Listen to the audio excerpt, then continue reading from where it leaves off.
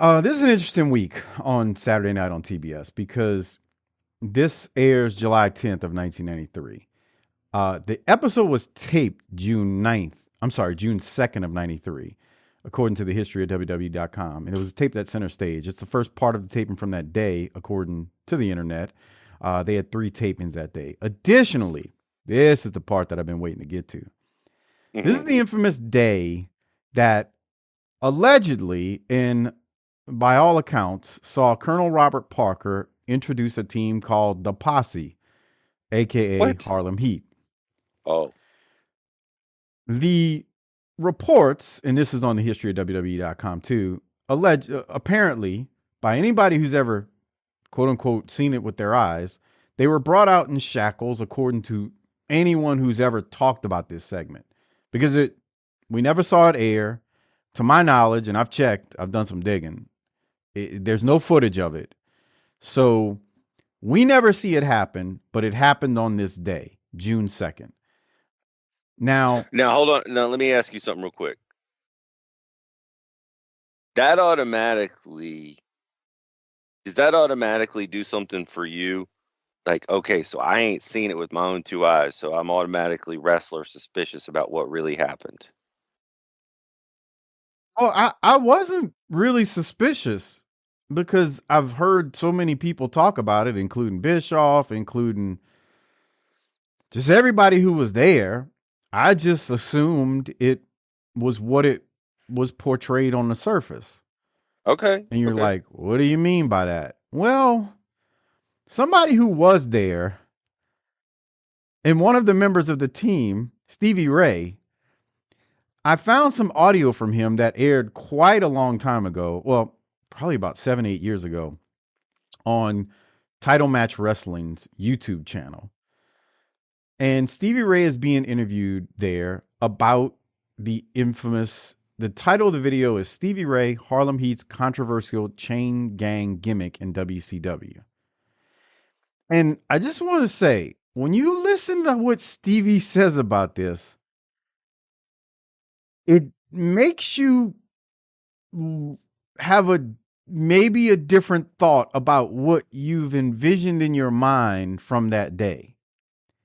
Now, Doc, I think we before all you have a heard, mental. I think we all that have ever heard this have a mental picture of that white suit and cigar coming down the aisle with 2 brothers. And I'm gonna use the word that you use, shackles, and just the reaction of the crowd. Like I could see some. I don't know. It's hard because like people were so hyper sensitive these days. But I could see people like the black folks in the crowd like, oh hell no. I So think that's it'd what be I see. more than that, but I could I see the do black folks in agree. that audience reacting like the white folks in Smoky Mountain would have reacted if Sonny would have managed the gangsters. That's what I'm saying. Okay, a little different scenario, but I hear you. Okay.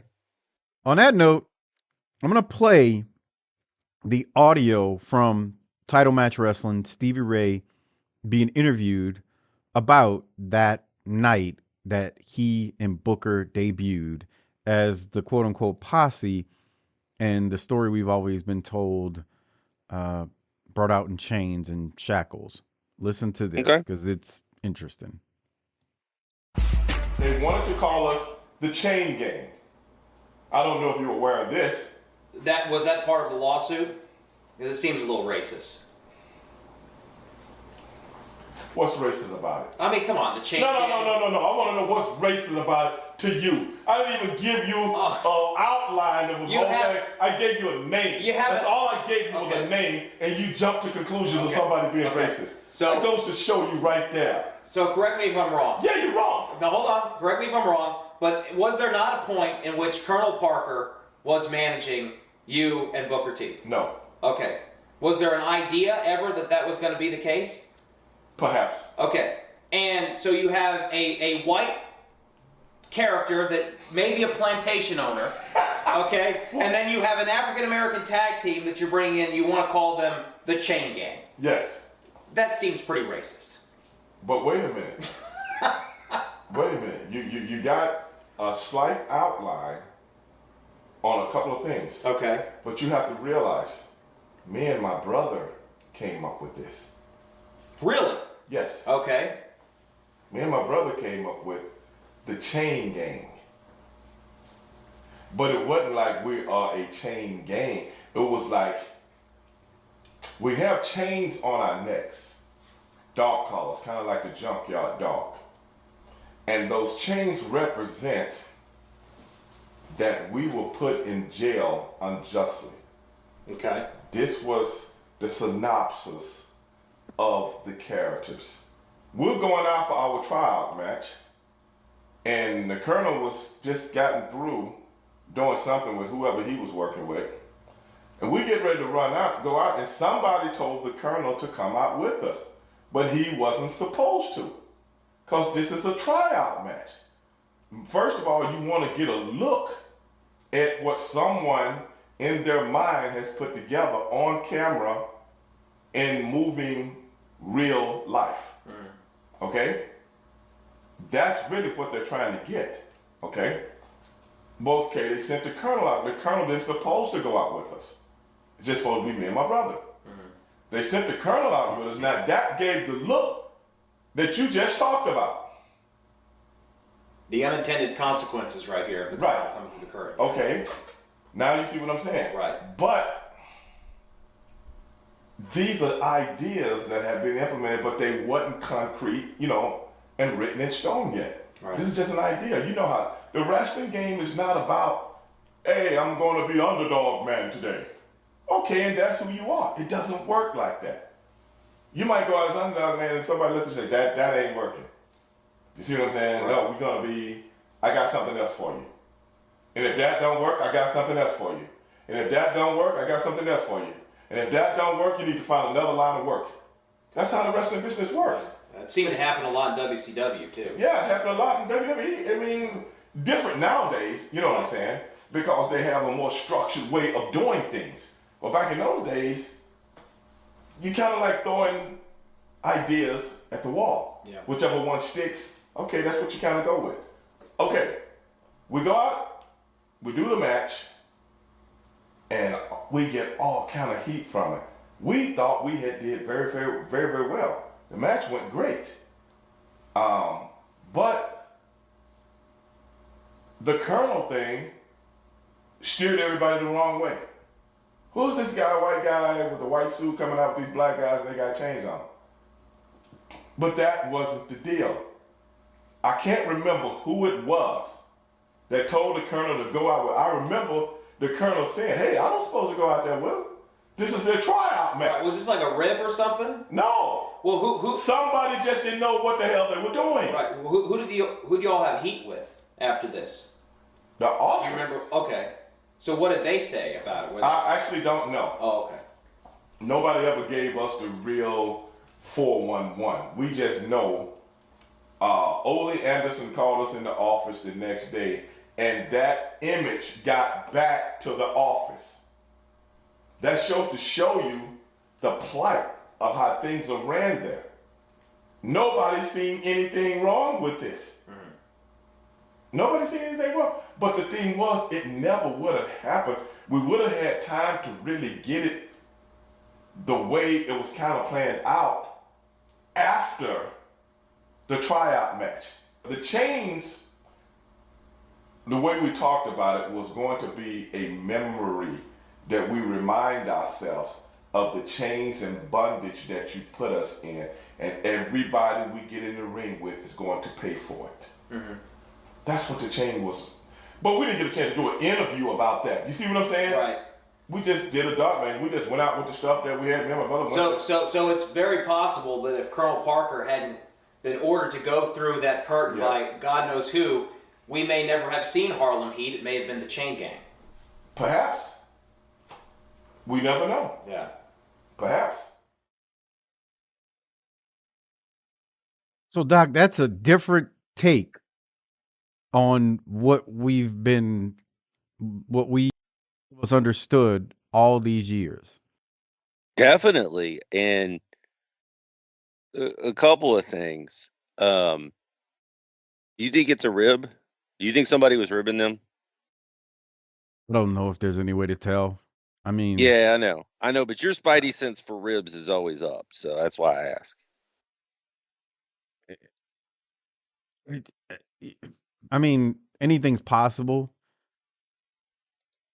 but I really just wonder if they just were Well, yeah. He also just like, said it, and this is always a possible explanation as well with WCW is nobody knew what the hell they were doing back there. yeah, I think that's actually a more likely situation. Like, I think I think they were there for Or their tryout match, and that it went down the way he described it. Like the Colonel Robert Parker was out there doing whatever, and in the process, somebody was like, you know, go out with Harlem Heat, and Fuller goes out with him, and he nailed it. You see the Colonel in that get up, and you see two black men with chains on around their neck. I mean, what else? What other look are you going to assume? right. But I love how Stevie says he's like he asked the interviewer, "What's racist about that?" And he's like, "Come on, black men in chains." Like it in he's not, the interview is not wrong, but then Stevie explains, so that wasn't the intent, but once you add this ingredient to the mix, Colonel Robert Parker looking like he does, all of a sudden the intent is thrown out. The perception is what it becomes. And you know this. Anybody you've ever heard talk about this, not named Stevie Ray, whether it's Bischoff, because I've heard Bischoff talk about it a bunch of times, or anybody who was there, they're like, I don't know what we were thinking. But they never give you what he just gave you when in his explanation of how it went down. Yeah, the other thing that strikes me is I'm surprised Robert Parker was going to do any more work than the job required and do any extra work for the promotion. Oh, I mean, like when you say him just going out there. Yeah. Hey, I'm not Yeah. booked for that, pal. I'm going to sit back here and have a beer and play some cards and finish this cigar. Yeah, I don't know. The other part too is, remember, Sid was the one that, I'm gonna use the air quotes, discovered them and brought them in. Yeah. I mentioned that because Sid and Fuller were tight. So, Correct. is Sid the person? You never know. Here, Sid's gone. Is Sid the person that's like, I don't know, I envision you going out with them, Like I guess you could ask Fuller Trying to be that. helpful. Shit, there could Ah, be somebody's trying to help, and you know people that are prone to try to help that aren't helpful. right. In their attempt to help, they make a situation much worse than it needed to be. Like the interviewer said, unintended consequences. That's a Yeah. freaking boy. You want to talk about Well, stuff that happens in real life all the time. 1,000,000%. Now, the other thing is, on some level, it's great that happened because it kept them chasing down different. Like he said, you come up with something else. They came up with the thing that stuck for them, and that became their, Harlem Heat. Now, I always thought that was kind of racist because why they got to be from Harlem just because they're black? But whatever. You know, No, I've heard Booker talk about that. I don't. That definitely wasn't. Well, again, I guess you could say, well, it wasn't intended to be racist, but it may have been who portrayed knows? that way. Yeah, who Yeah. knows? And it's not that big a deal. Now, here's the other thing, and this is so. There's a couple of things else that come to mind. Slightly different take on somebody who was there. How many other things do you think, not just in wrestling but in life, happen differently than we read about, know about, that's passed down by word of mouth, that you read about, whatever? How accurate is the history we think about anything? Oh, I've said that. I think that for everything in life now. Not just because of this, but I've always like as I've gotten older, I think that all the time. I think that about everything related to American history, world history, you name it, because unlike in this example where we literally have Stevie on video explaining exactly First-hand again, account. this is not somebody giving you their idea of what happened. This is a man who was standing in the building, who was a part of this moment. This isn't some historian giving you their account. This is one of the two people, or three if you include Colonel Parker, who were there and experienced it. So yeah, I oftentimes think that, like, who's to say the versions of history we've gotten over the years are right? And for those of Um, us that I often think that a lot of our Let me be clear here. This is not me making up a conspiracy theory. Like, no, I'm not saying like we thought it with was this word, interesting. We because thought this was whoa, whoa, interesting whoa, because whoa, whoa, it's a whoa, whoa. Somebody will hear what I just said and say, "So what do you mean? You don't think slavery happened?" No, you dipshit. I'm saying historical accounts where people like, will tell you something that happened to a specific person, and it's probably not 100% accurate and is a perception of somebody who wasn't there and did not experience it. In this example, Stevie Ray was one of the three people, if you include Colonel Parker, who was yeah. literally there. So he's telling you what happened that was his, experience and truth. Not somebody like, and again, Bischoff, here's the thing that's crazy about that. Bischoff was there. But when you hear his version of it, he'll I've heard him say to Conrad on shows, "Yeah, I can't believe that happened. Yeah, they let him out in chains, you know." But he didn't know what Stevie just said. Like, it's like he didn't know that part. So I think about what you said about the history thing, and I think for a lot of us who have kids, this is a real important point about life in history, because these kids, boy, I sound old there, huh? These kids do what with their free time? They watch these videos. Boy, that sounds old too. I sound a million years old. I'm aware. Is that true? Your kid, black, white, whatever we're doing here, these kids watch videos. They spend all their time on their phones, which includes watching lots of videos on various social media platforms and YouTube and whatnot. Yes. Okay. I constantly remind both of my kids. They're like, "Oh, I saw this video where they said this, this, and this." I'm like, "Look, and this is good to keep in mind when you listen to this show too. Any jackass with the right equipment can say anything they want in any way these days. It doesn't make it right or true or factual." Including us. That's why I said including us.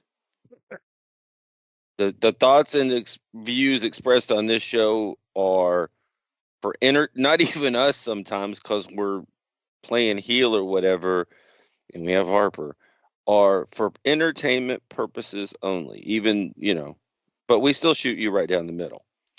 Um, man, these kids have access to more information than ever, but you gotta verify shit.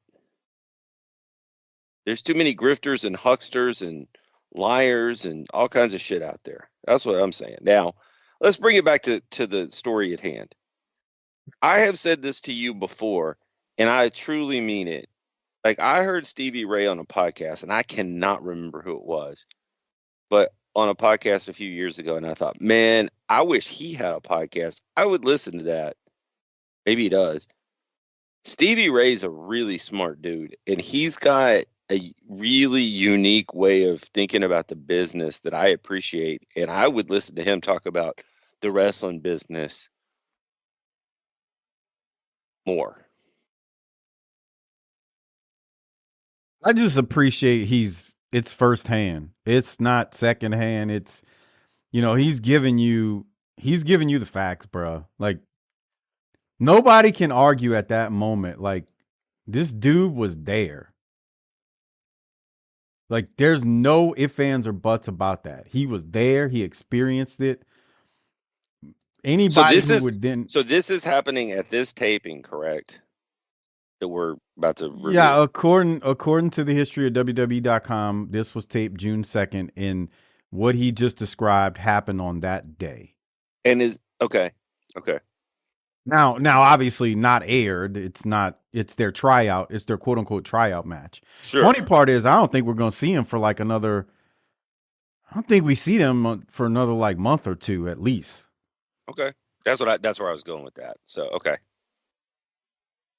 Well, I like listening to Stevie Ray talk about the wrestling business. That is certainly an interesting bit of knowledge that he dropped. And I like how here's the other thing. It's funny for you people to say, "Oh, that's racist," and everybody's welcome to their own opinion. But I tend to listen to the people who would be offended by something, and maybe other black people would be offended by the chain gang, but that wasn't their intent. So a lot of times when we prescribe intent on things, are we correct? It's just good to challenge your thinking on everything. I think that's the lesson I'm going to take away from it today, Michael. I mean, he said it like as plain as day. I mean, you can't. The man was there, and the way he described it, like you can't. It's not if here's what kills me, because somebody will come back and say, "Oh, well, Stevie wasn't thinking about it correctly." The man is telling you firsthand experience from that day. For who is anyone to say he doesn't know what he's talking about? He's literally telling you what he's experienced that day. Now you can say you don't agree with him, but for you to say he's just wrong, it's his Here's the other thing. experience. Here's the other thing I'm thinking about during this. We've seen some pretty wild and terrible things from a quality perspective in the last few months here. Can you imagine the just chaotic turmoil that's happening backstage at WCW wrestling events right now? They're hemorrhaging money. The creative is all over the place. Wrestling's still good a lot of times at the big cards, but just everybody, it's a mess, dude, across the board. Yeah, I can't imagine. I mean, that 93 in itself is, what are we doing? So, nah, I can't imagine, man. I really can't. We got major motion pictures. We got transitions of power. We got, early in the year, our leader being racist to Hank Aaron, Hank Aaron getting fired. Just Well, Watts, not Hank Aaron getting fired, but I know what you mean. Right. Yeah. What a wild ass place. Yeah. You see things like the Clash that we watched, or, I'm interested in this Beach Blast coming up with the card, and it's like it's a testament to the talent. They're still able to put on good cards. We say it every single damn week that the card is the talent on the roster is phenomenal. Mm-hmm. It's not like you walk in here and you go, who are these schlubs? That's not ever said. They got more talent than they can get on TV. Well, they got enough shows. Especially during baseball season when it's significantly pared down.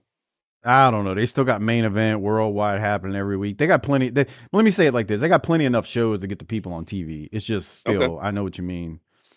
Well, I don't see those shows, so I don't know what's happening over there. Okay.